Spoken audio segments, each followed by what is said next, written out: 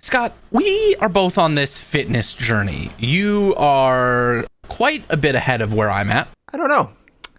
It depends on how you look at things, but The body? if you just mean that I weigh less than you, sure. Part of the thing that kind of helped you get there was you had a pretty good eating habit for a while, right? Yeah, starvation works every time. Now, I don't want to talk about terrible eating habits for those of you that potentially get triggered by that. Totally understandable. But growing up, were you somebody who liked your vegetables? Like when mom and dad would say, eat your broccoli. Did you eat your broccoli? No, I hated vegetables. All vegetables? Do you like broccoli now? The vegetables that I liked weren't vegetables. They were technically starches when they were broken down. So, PB&J, Uncrustables? yeah, Oreos were my vegetables when I was a kid. Not really, but I peas, carrots, corn, all the Midwestern vegetables. That was my jam. So growing up, I liked my vegetables. The things that I didn't like were like, tomatoes, woof. Or mushrooms, gross. Tomatoes taste like nothing. Yeah. Mushrooms, when fried with butter. Get the fuck out of here. Garbage. But so good. Today we're not talking about mushrooms. We're talking about broccoli. You might know this, but did you know that cauliflower is just broccoli that's just broccoli? From another mother? Is that what you're going to say? No, it's from the same plant. So, albino broccoli. Yeah, cauliflower. It's about... That makes sense to you, right? Broccoli and cauliflower just rooted from the same plant. Yeah, I think broccoli grows in the sun. It gets a tan, turns green because of its species, and cauliflower grows underground like mole people. Well, I have some more interesting facts for you about broccoli today. The leaves of broccoli, just kale.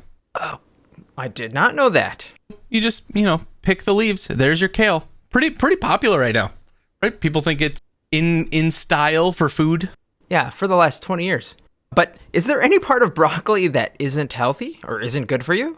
We're about to talk about that. Oh. I don't know if you know this, but the flowering part of broccoli is just cabbage.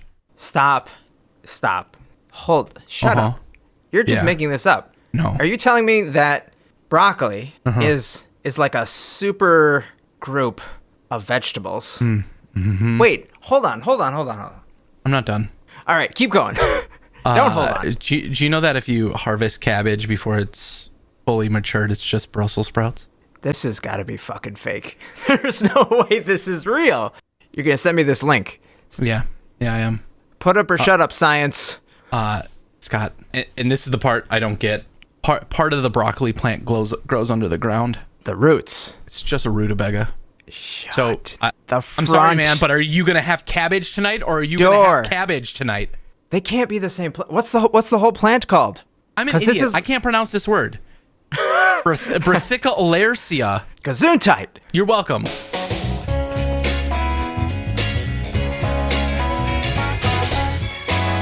Welcome to the front podcast of the internet. It's Scott and Willy again.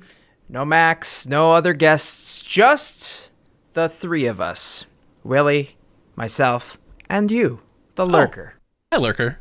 So at the top of the episode, I have a couple of requests. First one, if you like the show, tell a friend. We're here every week. This is episode number 55. We've been doing this for over a year now. If you want to get in touch with us, follow the show outside of the show. We're on TikTok, we're on Instagram, we're on Twitter. You can email us. At some point, you can just run us a letter if you want to. It's probably not going to get to us because I don't want you to know where I live, you freak. Yeah, please don't come over. We'll invite you, but you have to reach out on the other mediums first. Willy, you were saying earlier that it's been really nice outside. Mm-hmm. It's kind of been really hot. That's, once again, I am exposing myself on the video. It's been a super nice beginning of the month. And what month is it, Willy? June. And do you know what we celebrate here in June? Pride Month? That's correct. Oh. Which leads me into the first couple of stories. They're both from Funny. It's two of them that are basically the same joke, so I thought I'd bring them up. But this week, in r/funny, there's two comics. One from the ever-popular Senior Graffo. I'm assuming it's Senior Graffo or Sir Graffo. I don't know. He's super popular. He posts all the time. I think he's hilarious. And the other one is like, it looks like 4 Post-it notes from East Coast Notes. But anyway, first one says, Senior Grapho, it's June. Why aren't you all rainbowy? And he responds, these companies don't care about you. It's a marketing tactic to get your And then the person responds, rainbow up, motherfucker. And the final one, of course, is him with lipstick on, wearing this thong bikini with a big rainbow cape and confetti everywhere. And then the other person basically posted the same thing, and somebody's looking on their phone. They're like, oh, hey, it's Pride Month. And then, boom, door slams open. This rainbow figure walks in and says, give us your gay money. The reason I bring this up, first of all, happy Pride, everyone. Like genuinely happy Pride. Generally, yes. Like, consumerism aside, happy Pride. That's what I wanna say. But I want to bring up the topic of the consumerism and the capitalism that rears its head with any opportunity when these celebrations come around. So I'm sure you've seen every single company that you're into, large and small, have some sort of celebration. You always have to wonder, is it something that I want to sell more of my widgets, or do I actually care about the people that are celebrating and the people we should be recognizing rather than the products? So Willy, do you have any notable companies that you've seen kind of like that maybe you're like, why are you celebrating Pride? Yeah, I have some that might hit a little close to home for us. We enjoy our Disney shows. Disney pretty wide reaching everywhere. Sure do, yeah. I'm pretty damn pumped for this new Avengers campus that opened up in the animatronic Spiderman. I don't even know if we're going to talk about that today, but holy shit, have you seen that? I haven't. I've seen a trailer, but I haven't seen anything like that's real, physical. If I can find one, a good clip, I will share it in the show notes. So take a look for this. But Scott, they have an animatronic Spider-Man that literally they flip out into midair like 100 feet in the air, and it does flips like Spider-Man, unconnected to anything.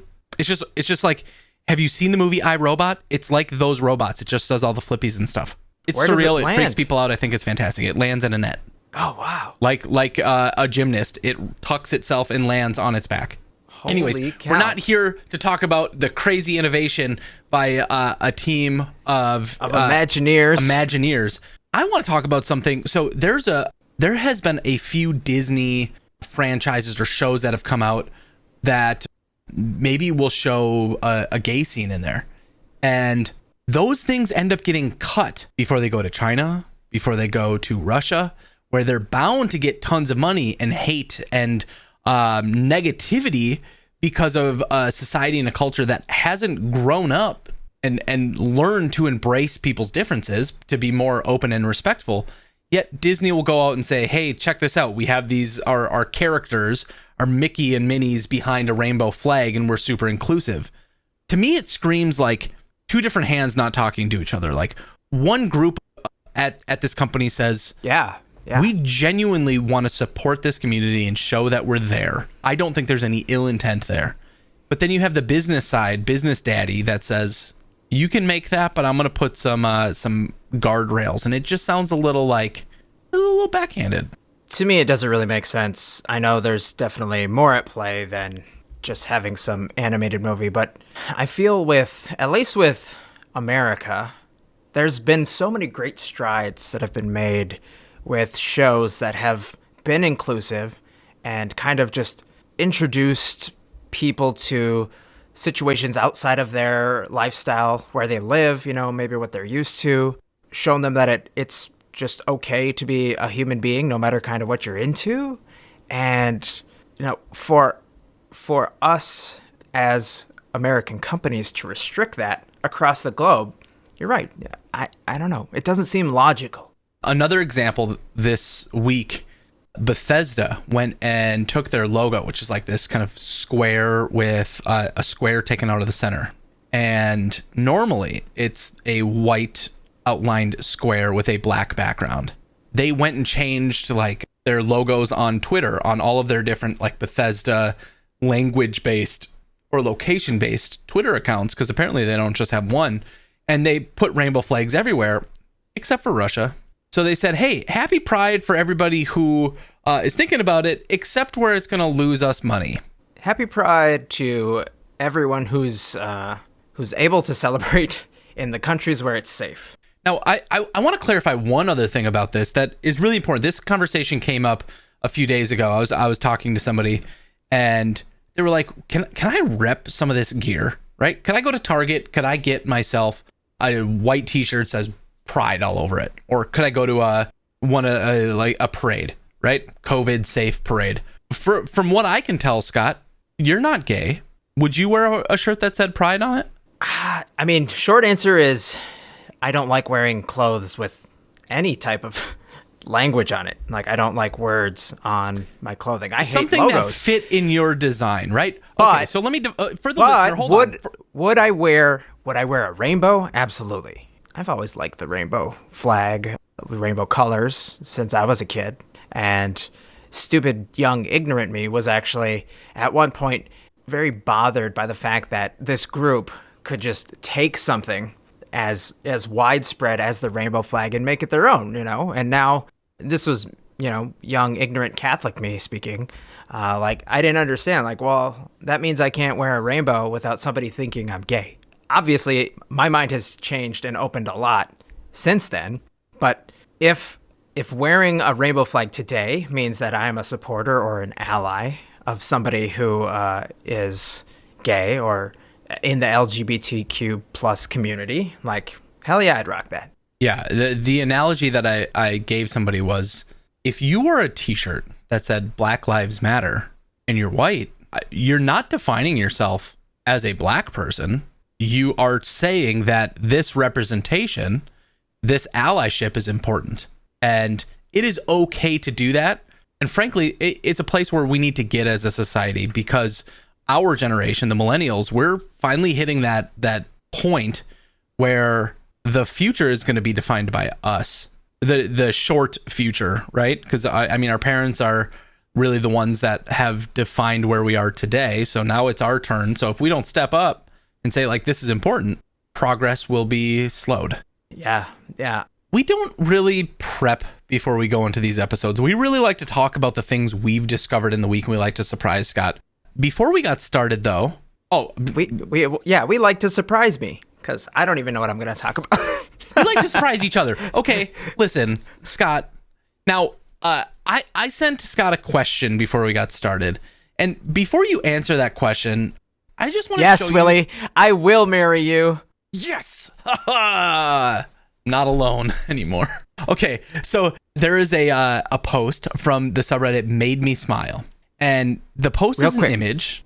There's probably going to be somebody who's upset that I said yes to you and not to them. So if you're listening to this, we're pack basically your bags. My time.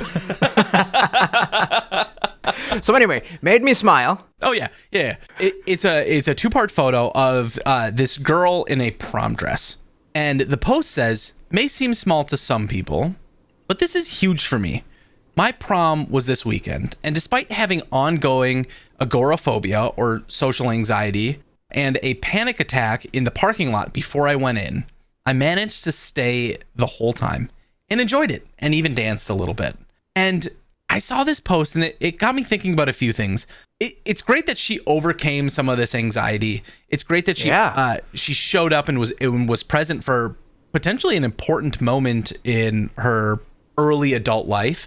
I have been thinking that a lot of people are graduating now. You're graduating from college. You're graduating from high school. You're moving up in the world. There are certain things that we hold on to, we think are important to us at a young age, or there are things that we just don't know about each other. What are some of those things that maybe you have reflected on as an adult and have said, I wish I would have known this thing when I was her age, going to prom, having anxiety for something that probably everybody else is feeling similar? Not to dismiss her anxieties, but what would you share with a younger version of you? I was thinking on this because there's parts of me who thought, well, if I were to go back and do things differently, I wouldn't be in the same spot that I would be, Things could be either a lot better, things could be worse.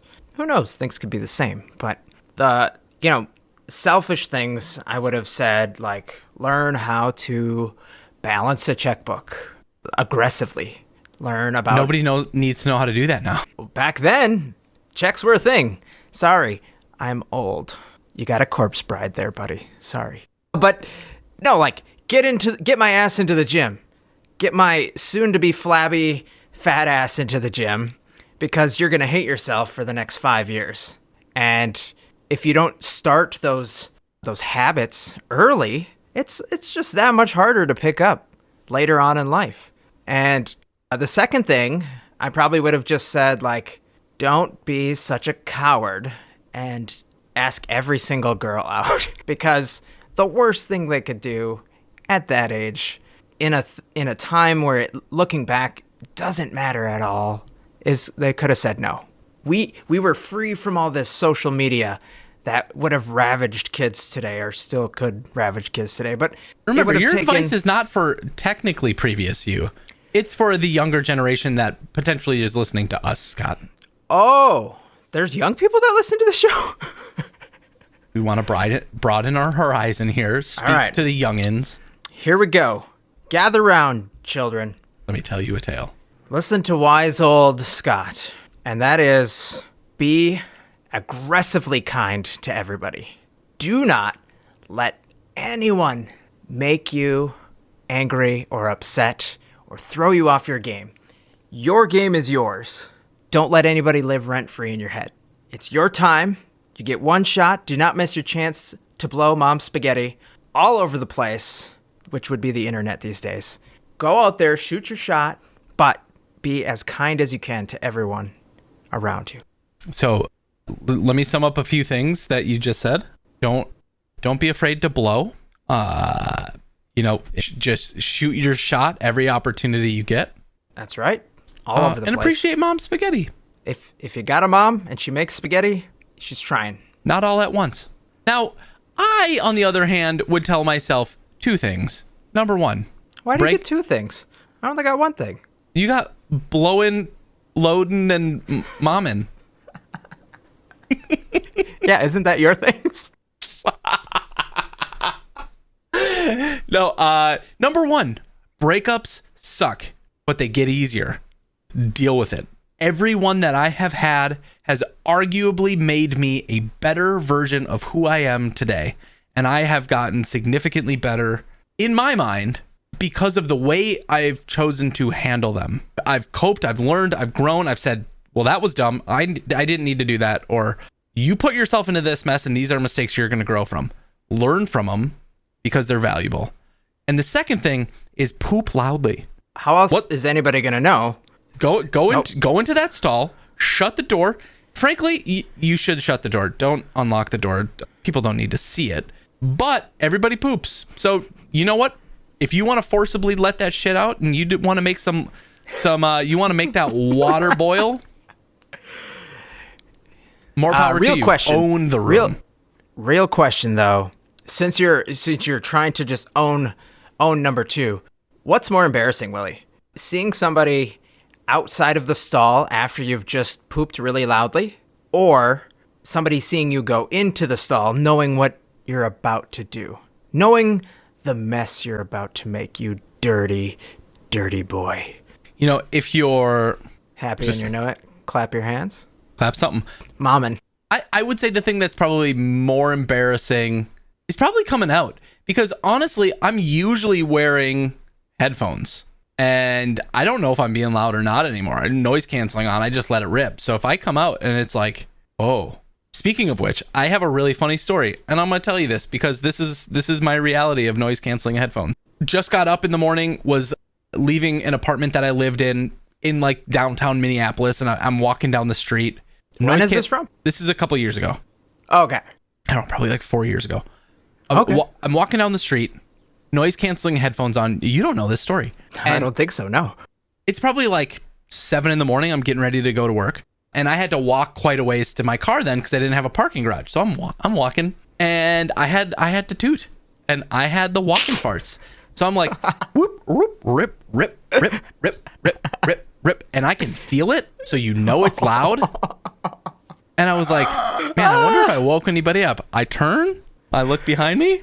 5 feet behind me is some tiny little college girl walking right behind me.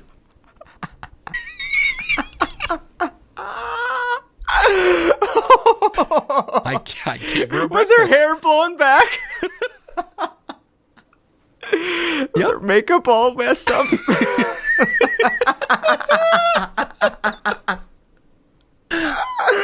Oh, Now, that you should be embarrassed about.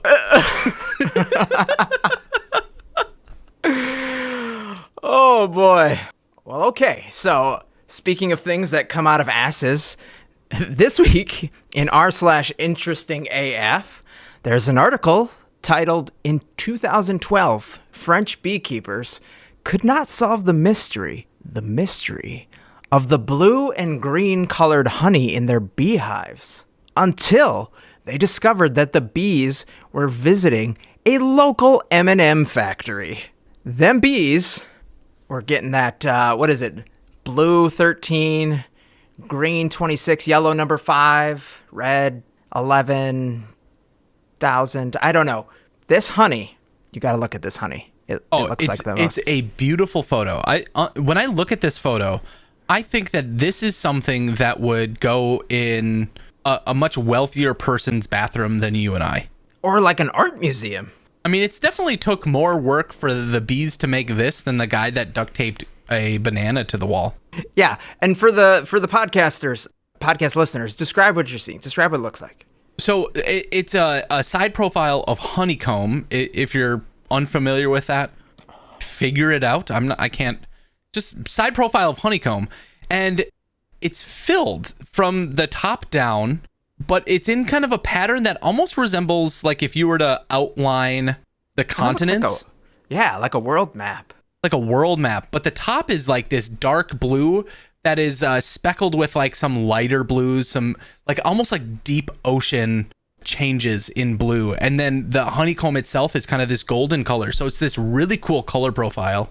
If I saw, would you eat blue honey? If somebody told me it was healthy, heck yeah. I think honey tastes delicious. And for those who don't know, regular honeycomb is a bunch of hexagons that the bees make, and they fill. You don't have to clarify it for them. You don't pander to the You know idiots. what? Go to school, dummies. Figure it out. Go to bee school. Get all B's, because you don't need to get A's there. It's bee school. I see what you did there. It's right in the title. Yeah, just take the D. But yeah, I would totally eat blue honey and whatever, like light blue, dark blue. I wonder if it tastes different. The different colors taste the rainbow. There's a TikToker. She's become pretty famous. Her name is the Texas Bee something. Yeah, she's on Reddit all the time. All the time. She was on this week. Yeah, she was there this week. If you haven't seen a post from her, maybe we'll try to link one if we find one while we're editing the show. But this woman, she gets hired to go to people's homes or businesses where they might have like a bee infestation, and just wearing a t-shirt and jeans, no other protective gear, she goes to where the bee infestation is, finds the queen, puts her the queen into the hive that she brings with, a box, and then drives them to her sanctuary. I'm so terrified of bees. I respect the hell out of them, but could you ever do something like that? No, I saw the movie My Girl back in the day. This is a I didn't ask why you're afraid of girls, Scott. Because bees would kill me? I haven't seen the movie. I don't know. Oh, okay. Yeah, it's Macaulay Culkin's role immediately after Home Alone franchise. Him and Anna Chlumsky, who was in Veep. And basically, he's this young kid who moves next door to this young girl, and they spend a summer just getting to know each other and playing, and then they're supposed to have a play date, and he doesn't show up. And she thinks, of course, like, he abandoned her, something silly. But then, like, spoiler alert for a movie that's 25 years old, the parents sit her down and say, he was playing in the woods on his way over here, and he stepped on a bee's nest, or a bee, and he got stung so many times, and he was allergic. and Kevin McAllister fucking died. What the fuck? Yeah, I know. Oh my It was God. super traumatic.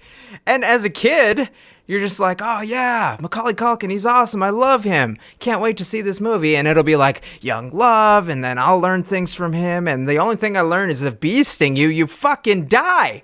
Where's the worst place you've been stung? I've only been stung 2 times, and it was on the hand at the state fair.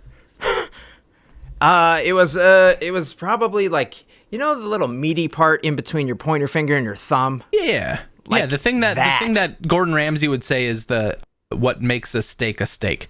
Yeah, that Okay. thing. That thing. That's the eyes, you know, when you make a hand puppet. Yeah. Anyway, right there, my dad and I are at the races. They used to have stock car races at the state fair. And I remember I was just walking up to my seat, and I felt something sharp on the metal hand railing, and I pulled my hand away, and I looked, and there was nothing sharp on the railing itself. But there was a dead bee on the ground, and I was like, Dad, my hand really hurts, and I got stung by a bee. I think it would be a good time. I'm about like, I don't know, 10, 11. I think it would be a very good time to take me to the place that gives medical aid and attention. And he was like, of course, son. Absolutely. We'll go down there. And everything was nice and calm. No, just kidding. I cried like a little bitch.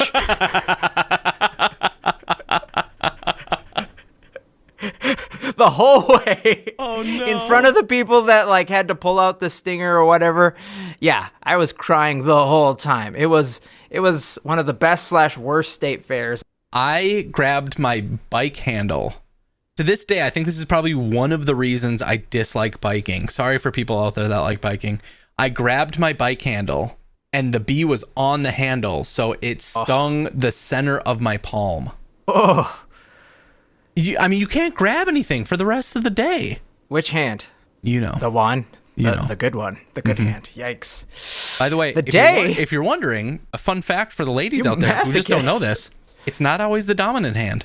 Stranger danger. Speaking of stranger danger, let's talk about George Lucas.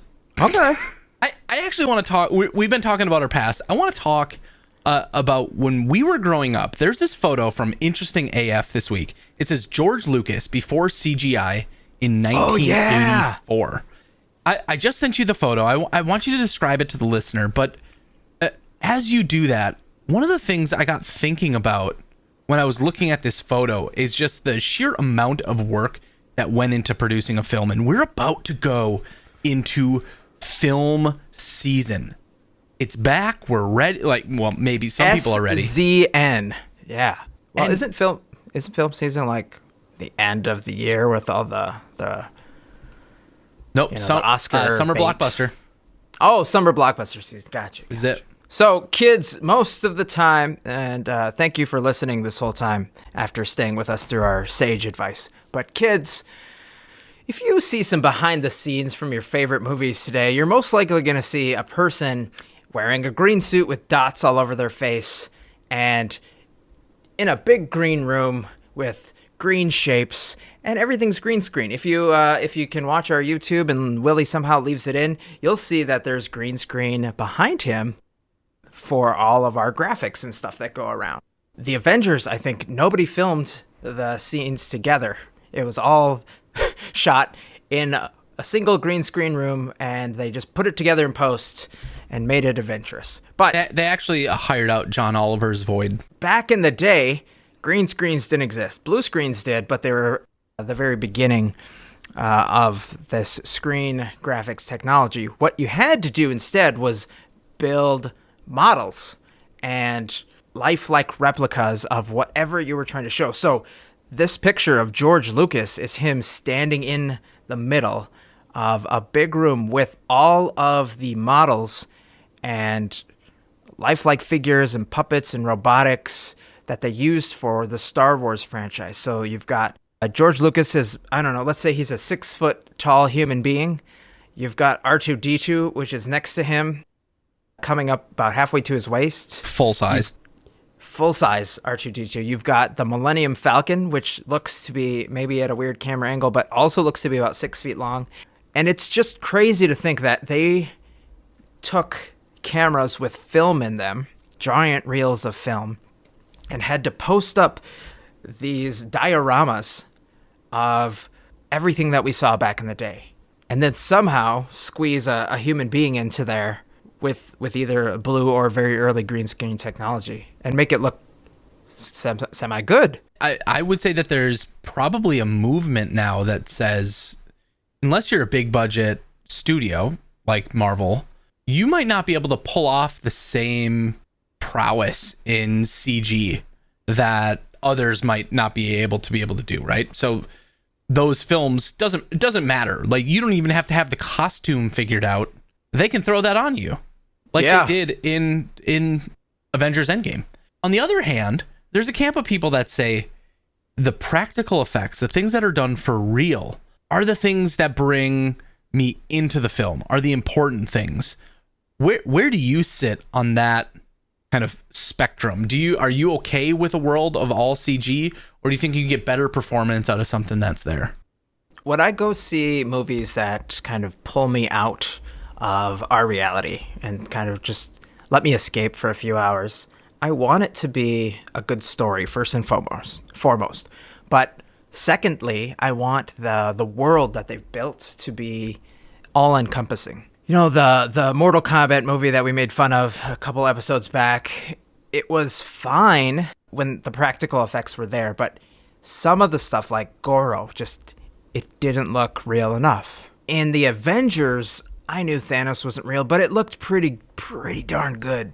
Like, they spent a lot of money. And then even with, to coin another mouse franchise here, The Mandalorian, I cannot tell that they are on a stage that is almost a 360-degree video board, and that most of the backgrounds he's literally just up to a big TV. It's that good.